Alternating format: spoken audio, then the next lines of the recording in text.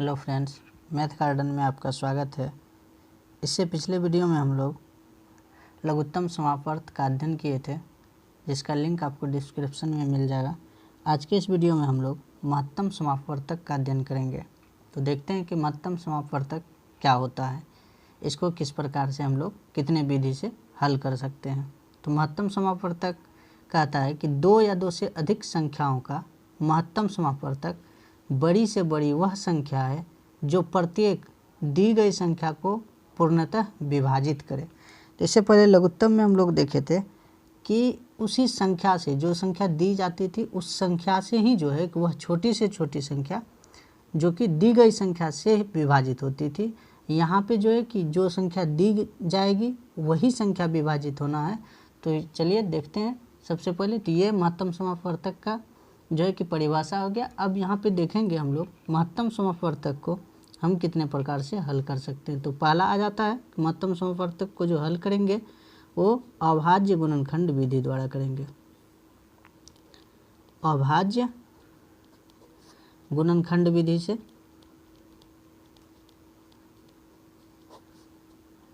और दूसरा जो है कि भाग विधि से। इसी प्रकार से हम लोग लघुत्तम यानी कि लघुत्तम समापवर्त को भी ज्ञात किए थे। तो यहाँ पे अगला देखेंगे भाग विधि से। ये जो है कि अभाज्य गुणनखंड विधि और दूसरा भाग विधि। तो इसको हम बेहतर रूप से समझने के लिए एक एग्जाम्पल ले लेते हैं। तो यहाँ पे देख रहे हैं कि उदाहरण फर्स्ट में हम लिए हैं कि 8, 36 तथा 72 का महत्तम समापवर्तक ज्ञात कीजिए। तो इसका जो है कि हम लोग अभाज्य गुणनखंड विधि द्वारा जो है कि महत्तम समापवर्तक ज्ञात करते हैं। साथ ही साथ हम लोग भिन्नों का भी महत्तम समापवर्तक ज्ञात करेंगे और कुछ घात के आधार पे जो संख्याएं दी जाती है उसका भी महत्तम समापवर्तक ज्ञात करेंगे। तो यहाँ पे सबसे पहले हम नॉर्मल देख लेते हैं कि अभाज्य गुणनखंड विधि से इसको हल करेंगे। तो सबसे पहले संख्या 8 दिया गया, तो 8 को हम अभाज्य गुणनखंड के रूप में तोड़ेंगे। तो 2 गुना 2 गुना 2 होगा, 2 दूना 4 दूना 8 होता है। और इसको हम लोग लिख सकते हैं 2 पे पावर 3। और जो है कि अगला देखेंगे कि 36 दिया गया है, तो 2 से भाग देंगे तो 18, फिर 2 से देंगे तो 9, फिर 3 से देंगे तो 3 तिया 9, यानी कि 2 दूना 4 तिया 12 तिया 36, अर्थात 2 पे घात 2 गुना 3 पे घात 2। इसको हम इस प्रकार से लिख सकते हैं। और अगला संख्या दिया गया है 72। इसको देखते हैं। तो 2 से देंगे, फिर 2 से 36, फिर जो है कि 2 से 18, फिर 2 से तो 9, और फिर 3 गुना 3 लिखेंगे इसको, अर्थात 2 दूना 4 दूना 8 दूना 16, और जो है कि 16 तिया 48। और यहाँ पे देखेंगे तो यहाँ पे 1 2 एक्स्ट्रा हो गया है, तो इसको काट देते हैं। तो आगे देखेंगे इसका 72 का, तो 2 गुना 2 गुना 2, यानी 2 दूना 4 दूना 8 तिया 24 तिया 72, अर्थात इसको हम लिख सकते हैं 2 पे घात 3 गुना 3 पे घात 2। अब यहाँ पे क्या देखेंगे कि इसका क्या ज्ञात करना है, हमको महत्तम ज्ञात करना है, अर्थात HCF यानी कि हाईएस्ट कॉमन फैक्टर होता है। तो HCF ज्ञात करेंगे इन संख्याओं का। तो यानी कि HCF बराबर क्या लिखेंगे, तो सबसे पहले देखेंगे जो तीनों संख्या में मिल रहा है, तीनों संख्या में क्या मिल रहा है, तो 2 देख रहे हैं। तीनों में उभयनिष्ठ गुणनखंड क्या देख रहे हैं, 2 देख रहे हैं। तो यहाँ पे जो है कि 2 के साथ साथ यह भी देखेंगे कि न्यूनतम घात किसका है। यदि घात के आधार में चेंज किए हैं तो न्यूनतम घात देखेंगे। तो यहाँ पे संख्या देख रहे हैं, यह संख्या 2 पे पावर 2, क्योंकि यहाँ पे 2 पे पावर 3 है, यहाँ पे 2 पे पावर 2 है, यहाँ भी 2 पे पावर 3 है। तो न्यूनतम घात वाले संख्याओं को लेंगे। तो न्यूनतम घात कितना है, 2 पे पावर 2, अर्थात इस क्या हो जाएगा 4। तो यह इसका क्या हो जाएगा, HCF हो जाएगा। तो इस प्रकार से हम लोग अभाज्य गुणनखंड विधि द्वारा HCF ज्ञात कर सकते हैं। अब अगला जो है कि आ जाता है कि भाग विधि द्वारा हम लोग किस प्रकार से ज्ञात करते हैं। तो भाग विधि में ध्यान देंगे कि भाग विधि से समझेंगे कि 8 है, 36 है, 72 है। तो सबसे पहले इसमें सबसे छोटी संख्या को लेंगे। तो सबसे छोटी संख्या 8 है, और इसके अगला संख्या में क्या आ जाता है, 36 आ जाता है, और सबसे बड़ी संख्या 72 है। तो सबसे पहले 8 और 36 को लेंगे, भाग के रूप में लिखेंगे। तो यानी कि 8 से 36 में भाग देंगे तो कितने बार में, 8 चौका 32, ये हो जाता है। और यहाँ पे देखेंगे कि 32 हो गया, यहाँ पे शेष कितना बचेगा 4। और अब इस 4 से क्या करेंगे 8 में भाग देंगे, तो यानी कि 4 से 8 में भाग देंगे तो 4 दूना 8 हो जाता है। तो यहाँ पे जो है कि अब शेषफल 0 बचता है। अब यहाँ पे देखेंगे कि यह जिससे लास्ट में डिवाइड होता है ना, जिस संख्या से 4 से डिवाइड हो रहा है लास्ट में, अब इसी संख्या से हम किस में 72 में भाग देंगे। तो देखेंगे यहाँ पे पुनः क्या करेंगे हम 4 से भाग देंगे कितना में 72 में, तो 4 एक बार में 4 3 2, फिर 8 बार में 8 चौका 32। तो यहाँ पे भी शेषफल मेरा कितना आ गया 0 आ गया। तो अंतिम में जो है कि जिस संख्या से डिवाइड होता है अर्थात वह जो है कि मोसो या HCF कहें, तो HCF क्या हो जाएगा मेरा 4 हो जाएगा। तो ये मेरा भाग विधि द्वारा हुआ और अभाज्य गुणनखंड विधि द्वारा इस प्रकार से हम ज्ञात कर सकते हैं। अब हम लोग देखेंगे कि भिन्न का जो है कि महत्तम समापवर्तक किस प्रकार से ज्ञात कर सकते हैं। तो यहाँ पे देख रहे हैं कि भिन्नों का महत्तम समापवर्तक। तो भिन्नों का महत्तम समापवर्तक के लिए जो है हमको इस चीज़ को ध्यान में रखना पड़ेगा कि भिन्नों का मोसो यानी कि महत्तम समापवर्तक जब ज्ञात करेंगे तो क्या करेंगे अंशों का मोसो यानी कि जो भिन्न है, जैसे कि यहाँ पे हम एक एग्जाम्पल भी लिए हैं, तो इसमें से देख रहे हैं कि अंश और हर जो होता है, तो यदि हम भिन्न का मोसो ज्ञात करेंगे तो वह क्या करना है, तो अंश का मोसो निकालेंगे, ऊपर में जो संख्या दी गई इसका मोसो, और हर का लोसो ज्ञात करेंगे। तो इस प्रकार से हम इसका महत्तम समापवर्तक ज्ञात कर सकते हैं।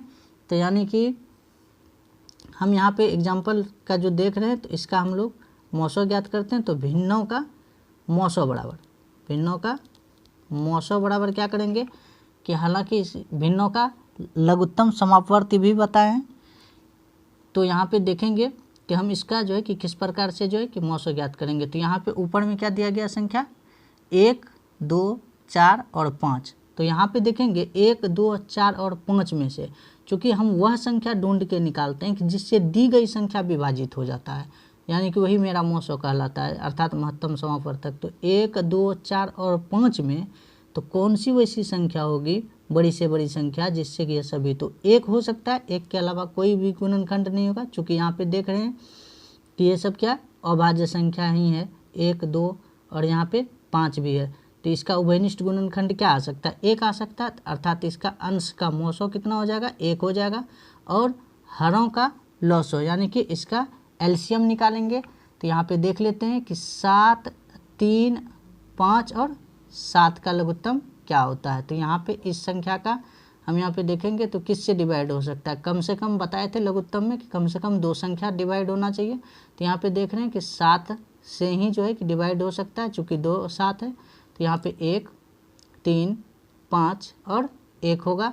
तो इस प्रकार अब कोई भी संख्या डिवाइड नहीं होगा, तो अब इसको हम गुना कर देते हैं। तो 7 गुना 3 गुना 5 करेंगे, चूँकि 1 से तो वही संख्या निकल के आ जाएगा। तो 7 21 5 105 यानी कि कितना हो जाएगा मेरा 105 हो जाएगा। तो इस प्रकार से इसका महत्तम क्या हो जाएगा 1/105 हो जाएगा, ये हो जाएगा आंसर। चलिए एक और एग्जांपल लेके समझ लेते हैं इसको कि यदि संख्या जो है कि एग्जांपल हम लोग सेकेंड लेते हैं इसमें से। तो एग्जांपल सेकेंड में देखेंगे कि यदि जो है कि 5/6 और 5/8 10/21 तथा 2/3 हो, है ना, का जो है कि महत्तम यानी कि मोसो क्या होगा ये ज्ञात करना पड़े तब क्या करेंगे।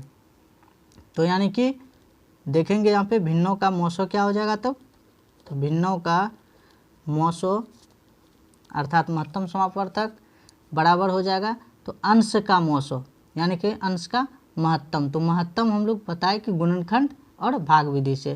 तो यहाँ पे देखेंगे जो है कि क्या हो जाएगा संख्या, तो देख लेते हैं यहाँ पे 5 10 और 2 का महत्तम। अभाज्य गुणनखंड विधि द्वारा भी देखें तो 5 का गुणनखंड क्या होगा 1 गुना 5 होगा, जो कि 5 का 5 ये हो सकता है। दूसरे संख्या का भी 1 गुना 5 होगा, और जो है कि इस प्रकार से तीसरे संख्या का यानी कि 10 का भी करेंगे तो 2 गुना 5 होगा, इसको 1 से भी गुना कर देंगे तो वही संख्या प्राप्त होगा। और जो है कि लास्ट संख्या 2 है और इसको 1 गुना 2। तो इस प्रकार क्या देख रहे हैं, सब संख्या में क्या मिल रहा है हमको, एक एक ही मिल रहा है सब में, तो इसका महत्तम क्या हो जाएगा, 1 हो जाएगा। और जो है कि नीचे में 6, 8, 21 और 3 है, तो इसका हम लोग क्या निकालेंगे, एलसीएम निकालेंगे। तो इसका एलसीएम निकाल के देख लेते हैं। तो 6, 8, 21 और 3 है। तो सबसे पहले 2 से देख लेते हैं। तो 3, 4, 21, 3। अब अगला संख्या 3 से देख लेते हैं। तो 1, 4, 7, 1। अब यह किसी भी संख्या से डिवाइड नहीं हो रहा। अब इसको गुना करेंगे तो कितना हो जाएगा, 7 चौक 28 और गुना 3 करेंगे यानी 3 दूना 6, 28 गुना 6 करेंगे तो कितना हो जाएगा, 168 हो जाएगा। तो इस प्रकार से हम जो है कि भिन्न का मोसो और मोसो ज्ञात कर सकते हैं, अर्थात महत्तम समापवर्तक ज्ञात कर सकते हैं। अब यहाँ पे आगे हम लोग देख लेते हैं कि घातांक का महत्तम समापवर्तक क्या होगा।